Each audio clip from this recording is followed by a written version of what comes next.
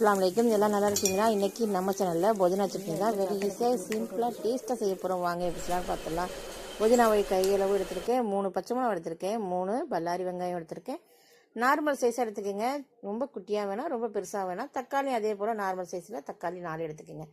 எல்லாத்தையும் அலசி கட் பண்ணி கொண்டு வந்துடுங்க. ஒரு எண்ணெய் சட்டியில் எண்ணெய் கொஞ்சமாக ஊற்றிட்டு 4 பட்டை மிளகா போட்டு வறுத்து எடுத்துக்கோங்க. காரத்துக்கு தகுந்த போல் நீங்கள் காரம் கூட குறைச்சி வச்சுக்கலாம்.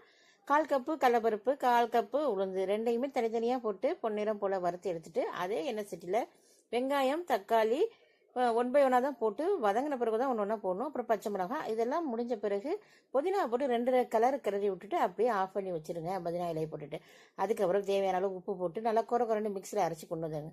அது அப்படியே மாற்றி ஒரு எண்ணெய் சட்டியில் எண்ணெய் ஊற்றிட்டு கடுகு, உளுந்த பருப்பு, பட்டை மிளகாய், கருவேப்பிலை போட்டு தாளித்து இறக்கி ஊற்றினா சூப்பராக கமகமன் மணத்தோட புதினா சட்னி ரெடியாக இருக்கும். லைக் பண்ணுங்கள், ஷேர் பண்ணுங்கள்.